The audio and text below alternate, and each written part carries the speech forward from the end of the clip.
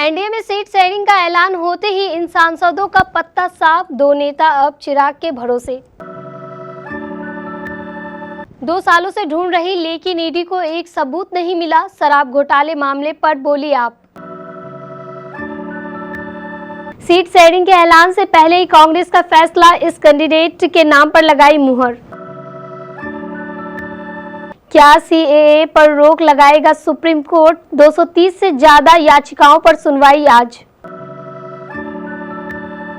नोएडा की जेल में बंद एल्विश यादव की नई मुसीबत, गुरुग्राम पुलिस ने इस केस में कसा शिकंजा।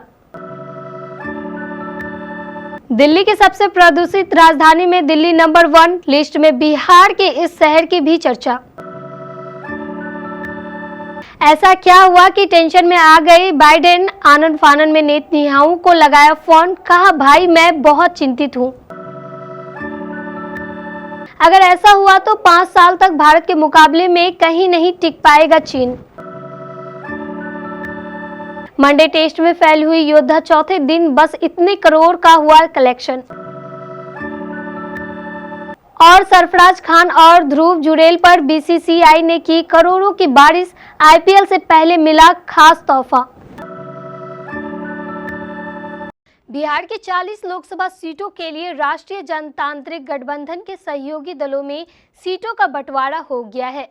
भाजपा मुख्यालय में पार्टी में बिहार के प्रभारी विनोद तावड़े, जदयू के राष्ट्रीय महामंत्री संजय झा, बीजेपी प्रदेश अध्यक्ष सम्राट चौधरी, लोजपा के प्रदेश अध्यक्ष राजू तिवारी और हम के प्रदेश अध्यक्ष रजनीश कुमार ने प्रेस कॉन्फ्रेंस की। बंटवारे के मुताबिक, जिसके अनुसार भारतीय जनता पार्टी 17, जनता दल यूनाइटेड 16, लोक जनशक्ति पार्टी रामविलास 5, हिंदुस्तानी अवाम मोर्चा और राष्ट्रीय लोकतांत्रिक मोर्चा एक सीटों पर चुनाव लड़ेंगे। सीट बंटवारे में सबसे ज्यादा नुकसान किसी का हुआ है तो वह है राष्ट्रीय लोक जनशक्ति पार्टी के प्रमुख और केंद्रीय मंत्री पशुपति कुमार पारस, जिन्हें एक भी सीट नहीं मिली है। सीट बंटवारे में तय फॉर्मूले के मुताबिक जेडीयू ने अपनी 2 मौजूदा सीटें छोड़ी है। एनडीए में सीट शेयरिंग फॉर्मूले का ऐलान होते ही कई सांसदों का अपने गठबंधन से या तो टिकट कट गया है या पत्ता साफ होने वाला है।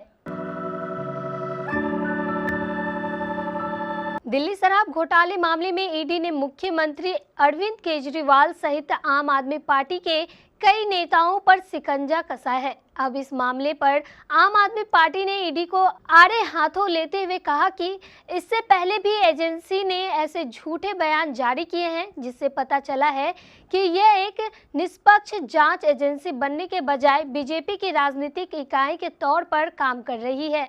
आम आदमी पार्टी ने कहा कि हर दिन मीडिया से सनसनी पैदा कर ये अरविंद केजरीवाल और मनीष सिसोदिया की छवि, ईडी के हालिया बयान में कोई नया तथ्य या साक्ष्य सामने नहीं रखा गया। इससे ईडी की हताशा का पता चलता है कि वे इस मामले में एक भी सबूत पेश नहीं कर पाई है, जबकि 500 से अधिक छापेमारी कर चुकी है और हजारों गवाहों से पूछताछ कर रही है।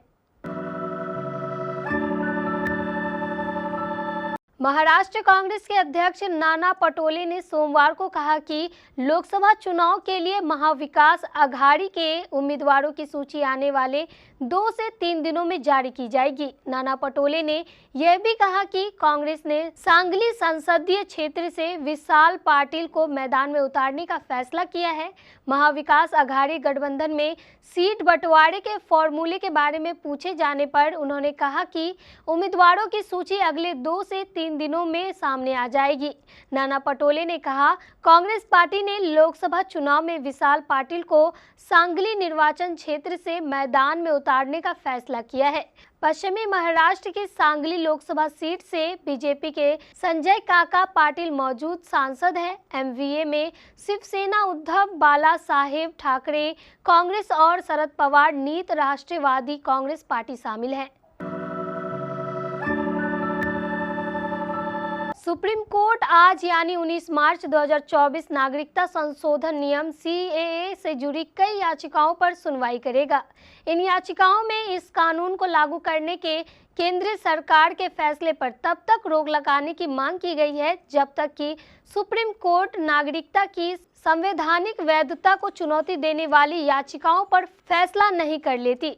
Chief justice of India DY Chandrachud, न्यायमूर्ति जेबी पारदीवाला और न्यायमूर्ति मनोज मिश्रा की पीठ ने शुक्रवार यानी 15 मार्च 2024 इंडियन यूनियन मुस्लिम लीग की ओर से पेश वरिष्ठ वकील कपिल सिब्बल की दलीलों पर ध्यान दिया कि एक बार प्रवासी हिंदुओं को भारतीय नागरिकता प्रदान कर दी गई है तो उसे वापस नहीं लिया जा सकता, इसलिए इस पर जल्द से जल्द सुनवाई जरूरी है। मशहूर यूट्यूबर एल्विश यादव की मुश्किलें कम होने का नाम ही नहीं ले रही। रविवार को सांपों के जहर की तस्करी मामले में 14 दिन की न्यायिक हिरासत में भेजे गए यूट्यूबर के खिलाफ नोएडा पुलिस की जांच चल रही है। इस बीच गुरुग्राम पुलिस ने भी शिकंजा कसना शुरू कर दिया है। कंटेंट क्रिएटर मैक्सटन के साथ मारपीट मामले में गुरुग्राम पुलिस प्रोडक्शन वारंट के जरिए उनको गिरफ्तार करने की तैयारी कर रही है। बिग बॉस विजेता एल्विश यादव पर गुरुग्राम के एक मॉल की एक दुकान में कंटेंट क्रिएटर सागर ठाकुर उर्फ मैक्सटन के साथ मारपीट करने का आरोप है। गुरुग्राम की पुलिस के एक वरिष्ठ अधिकारी ने बताया कि वह इस केस में आरोपी हैं, इसलिए उनको प्रोडक्शन वारंट पर लेने और गिरफ्तार करने के लिए पुलिस जल्द ही गाजियाबाद कोर्ट में याचिका दायर करेगी। इसके लिए जरूरी कानूनी प्रक्रिया शुरू की जा चुकी है। प्रदूषण पर बात हो और दिल्ली का नाम ना आए, ऐसा फिलहाल तो मुमकिन होता नजर नहीं आ रहा है। दुनिया भर के प्रदूषण पर ताज़ा रिपोर्ट आई है जिसमें दिल्ली सबसे खराब वायु गुणवत्ता वाली राजधानी के रूप में पहचान बनाए हुए हैं। हालांकि दुनिया के सबसे प्रदूषित शहर की बात करें तो इसमें बिहार का बेगूसराय सामने आया है। स्विस संगठन IQ एयर द्वारा विश्व वायु गुणवत्ता रिपोर्ट 2023 के अनुसार औसत सालाना PM 2.5 सांद्रता के आधार पर भारत 2023 में तीसरे नंबर पर रहा, जबकि बांग्लादेश पहले और पाकिस्तान दूसरे नंबर पर रहा। 2022 में भारत औसत PM 2.5 सांद्रता 53.3 माइक्रोग्राम प्रति घन मीटर के साथ 8वें सबसे प्रदूषित देश के रूप में सामने आया था। यानी अब देश में प्रदूषण और बढ़ गया है।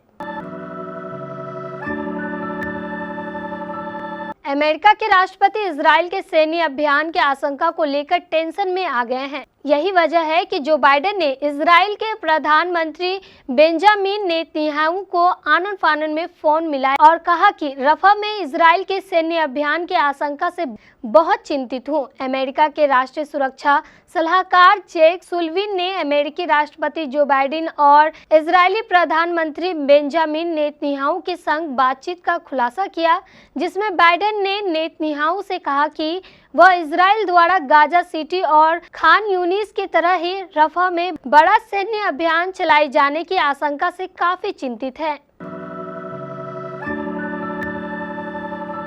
वैश्विक सुस्ती से बेफिक्र भारतीय अर्थव्यवस्था दुनिया में सबसे तेजी से दौड़ती प्रमुख इकोनॉमी है। इसकी रफ्तार हर किसी को हैरान करते हुए सभी अनुमानों के पार निकल गई है। भारतीय अर्थव्यवस्था के दमखम को देखकर देश और विदेशी के दिग्गज रेटिंग एजेंसियां विकास के पूर्व अनुमानों में बदलाव करके उन्हें बढ़ा रही है। तीसरी तिमाही की विकास दर के आंकड़े जारी करते हुए NSO ने 2023 से 2024 में भारत की इकोनॉमी की रफ्तार 7.6% होने का अनुमान जताया था, लेकिन इसके बाद RBI गवर्नर ने कहा था कि भारत की विकास दर सबको चौंकाते हुए 8% के नजदीक पहुंच सकती है। अब यही अनुमान ग्लोबल रेटिंग एजेंसी मूडीज ने जताते हुए भारत की GDP ग्रोथ 8% रहने की बात कही। सिद्धार्थ मल्होत्रा स्टार फिल्म योद्धा काफी प्रमोशन के बाद सिनेमा घरों में रिलीज हुई थी। इस एक्शन थ्रिलर फिल्म का दर्शकों को बेसब्री से इंतजार था। हालांकि सिनेमा घरों में दस्तक देने के बाद योद्धा को दर्शकों से कुछ खास रिस्पांस नहीं मिला और इसकी धीमी शुरुआत हुई। हालांकि वीकेंड पर सिद्धार्थ की फिल्म ने रफ्तार बढ़ाई और अच्छा कलेक्शन कर लिया। सैकनिल की अर्ली ट्रेंड रिपोर्ट के मुताबिक योद्धा ने रिलीज के चौथे दिन यानी सोमवार को 2.15 करोड़ की कमाई की है। इसी के साथ योद्धा का 4 दिनों का कुल कलेक्शन अब 19 करोड़ रुपए हो गया है। सरफराज खान और ध्रुव जुरैल को भारतीय क्रिकेट कंट्रोल बोर्ड ने खास तोहफे से नवाजा है। आईपीएल 2024 की शुरुआत से पहले बीसीसीआई ने दोनों खिलाड़ियों पर करोड़ों रुपए की बरसात कर दी। दरअसल सरफराज और जुरैल को भारतीय क्रिकेट टीम के सेंट्रल कॉन्ट्रैक्ट में शामिल कर लिया गया है। सोमवार को हुई बीसीसीआई की अपेक्स काउंसिल की मीटिंग में दोनों को सेंट्रल कॉन्ट्रैक्ट का हिस्सा बनाने का फैसला किया गया। हाल ही में अंतर्राष्ट्रीय डेब्यू करने वाले दोनों खिलाड़ियों को सी ग्रेड के कॉन्ट्रैक्ट का हिस्सा बनाया गया है। सी ग्रेड के कॉन्ट्रैक्ट में शामिल होने वाले खिलाड़ियों को बीसीसीआई सालाना 1 करोड़ रुपए देता है। सरफराज और जुरैल ने इंग्लैंड के खिलाफ खेली गई टेस्ट सीरीज के दूसरे मुकाबले में भारत के लिए डेब्यू किया था, जो राजकोट में खेला गया था।